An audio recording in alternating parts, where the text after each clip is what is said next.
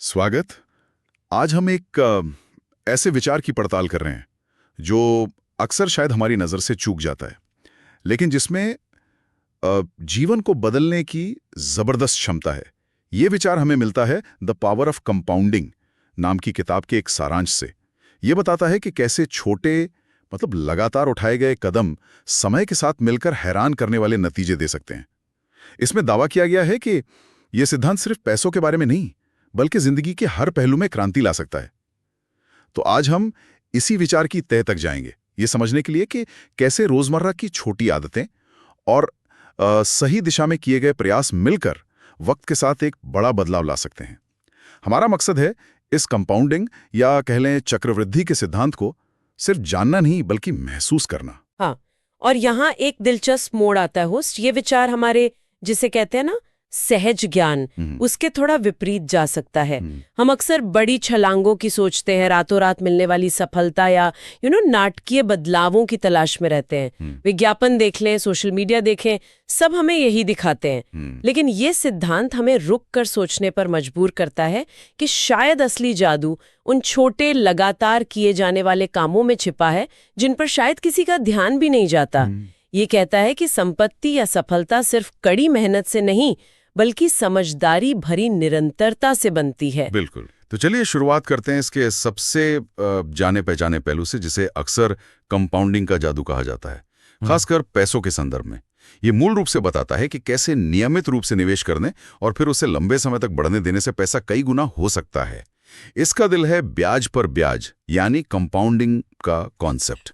ये सुनने में जितना सरल लगता है, इसके परिणाम उतने ही शक्तिशाली हो सकते हैं। हाँ, और इसे थोड़ा और खोलें तो ये महज पैसों का बढ़ना नहीं है, बल्कि उसके बढ़ने की रफ्तार का भी बढ़ना है। ये एक गणितीय प्रगति है जिसे हम एक्सपोनेंशियल ग्रोथ कहते हैं। शुरुआत में मान लीजिए आपने कुछ पैसा निवेश किया।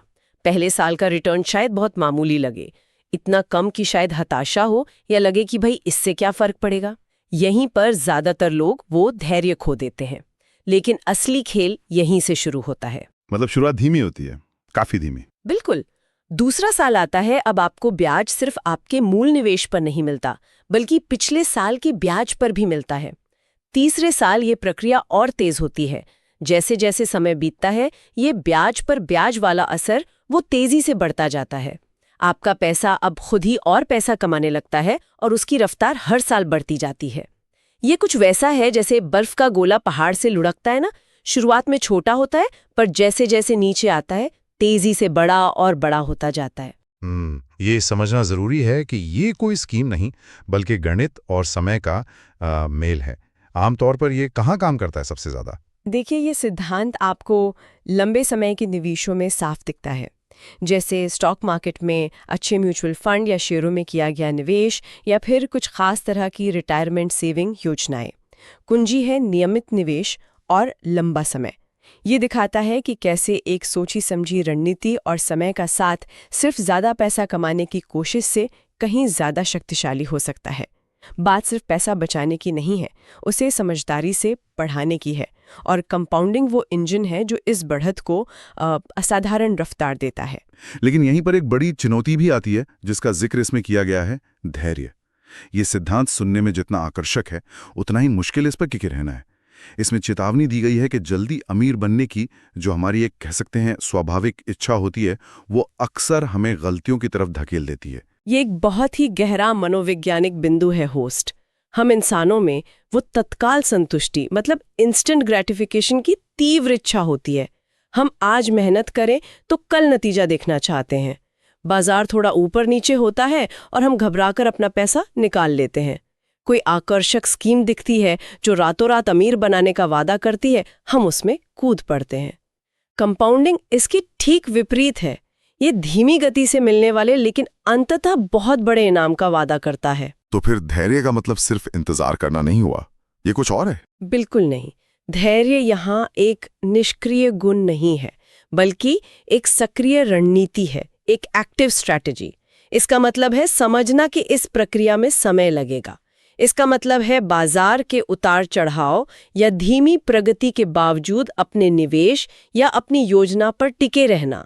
ये विश्वास रखना कि जो छोटे छोटे लाभ आज दिख रहे हैं वो भविष्य में जुड़कर कुछ बहुत बड़ा बनेंगे। ये एक तरह का मानसिक अनुशासन है। भावनाओं में बहकर फैसले लेने की बजाय तर्क और लंबी अवधि की सोच पर कायम रहना। आप कल्पना कीजिए, दो दोस्त एक साथ निवेश शुरू करते हैं। एक हर उतार चढ़ाव पर घबरा जाता है, दूसरा शांत बना रहता है। 20 साल बाद उनके परिणामों में जमीन आसमान का फर्क हो सकता है, सिर्फ इस धैर्य के कारण। और ये अनुशासन हमें अगले अहम विचार पर लाता है, छोटे कदम बड़े परिणाम।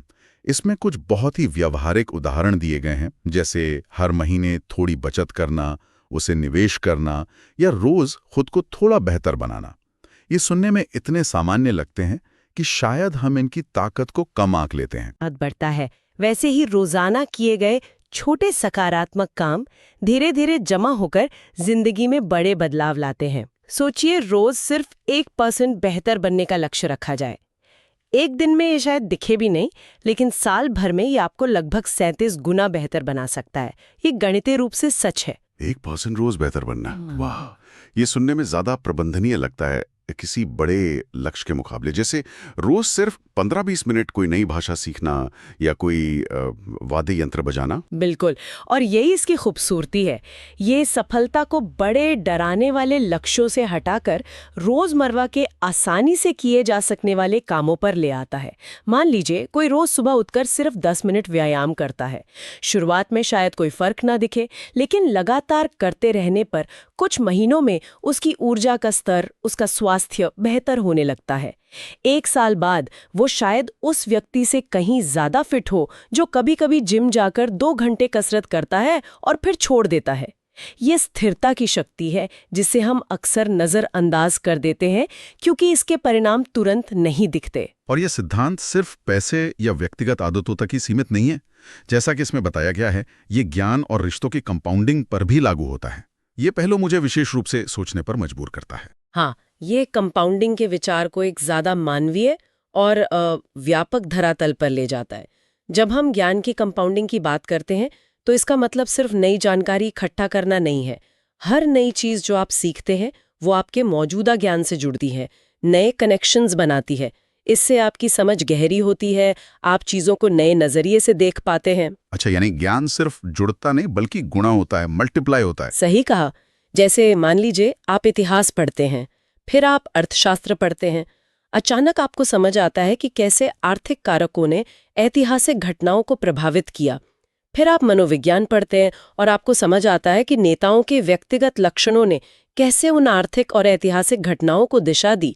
हर नया ज्ञान पुराने ज्ञान को ज्यादा मूल्यवान बना देता है। रोज थोड़ा थोड़ा पढ़ना या सीखना समय के साथ आपको सिर्फ जानकार नहीं बल्कि ज्यादा समझदार और विश्लेषणात्मक बना सकता है। ये ज्ञान का एक वो एक्सपोनेंशियल आधार बनाता है। और रिश्तों के बारे में, क्या अच्छे रिश्ते भी इसी तरह कंपाउंड होते हैं? ये कैसे काम करता है? निश्चित रूप से। सोचिए, आप किसी के साथ एक रिश्ता बनाते हैं, चाहे वो दोस्ती हो, पेशेवर संबंध हो या पारिवारिक। आप उसमें समय देते हैं, ईमानदारी दिखाते हैं, मदद करते हैं। ये छोटे छोटे निवेश हैं। समय के साथ ये विश्वास और आपसी सम्मान में बदलते हैं। ये रिश्ता और गहरा होता है। फिर इस रिश्ते के जरिए आपको नए अवसर मिलते हैं, नई जानकारी मिलती है और मुश्किल समय में सहारा मिलता है। एक मजबूत, भरोसेमंद नेटवर्क रातों रात नहीं बनता। ये लगातार किए गए छोटे छोटे सकारात्मक व्यवहारों का नतीजा होता है। ये दिखाता है कि कंपाउंडिंग का सिद्धांत कितना सार्वभौमिक है। ये सिर्फ अंकों का खेल नहीं बल्कि लगातार किए गए प्रयास, देखभाल और विश्वास का नतीजा है।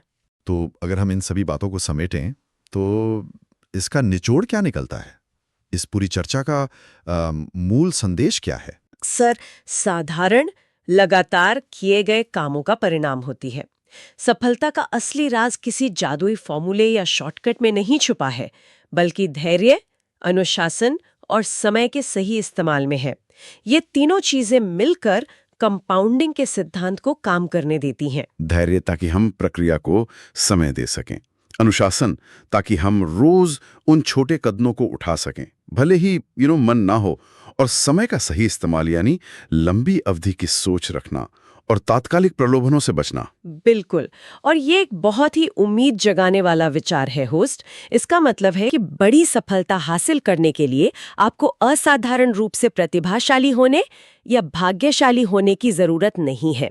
एक सामान्य व्यक्ति भी अगर सही दिशा में लगातार छोटे छोटे प्रयास करता रहे तो समय के साथ असाधारण परिणाम हासिल कर सकता है।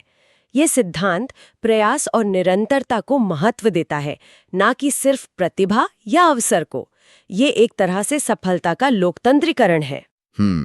तो इस विश्लेषण से जो मुख्य बात सामने आती है वो ये है कि हमारे रोजमर्रा के छोटे लगातार किए जाने वाले कामों में एक अनदेखी जबरदस्त शक्ति छुपी हुई है। चाहे वो हमारे वित्त का प्रबंधन हो, नए कौशल सीखना हो, ज्ञान बढ़ाना हो या फिर सार्थक रिश्ते बनाना हो। और इस शक्ति को उजागर करने की कुंजी हैं समय और धैर्य। ये हमें बड़े नतीजों के पीछे भागने की बजाय प्रक्रिया पर ध्यान केंद्रित करने के लिए प्रेरित करता है। बिल्कुल। और ये हमें एक महत्वपूर्ण सवाल पर लाके छोड़ता है। इस सिद्धांत की रोशनी में अगर कोई आज से ही अपनी जीवन में कंपाउंडिंग का लाभ उठाना चाहे तो वो कौन सा एक छोटा लगातार किए जाने वाला काम हो सकता है जिसे वो चुन सकता है। सिर्फ एक चीज जिसे वो आज शुरू करे और धैर्य और अनुशासन के साथ करता रहे, ये जानते हुए कि समय के साथ ये उनके जीवन के किसी महत्वपूर्ण क्षेत्र में बड़ा बदलाव ला सकता है। वो एक छोटा कदम क्या हो सकता है, ये सोचने और अमल करने वाली बात है। आज इस विचार पर गहराई से सोचने के लिए धन्यवाद।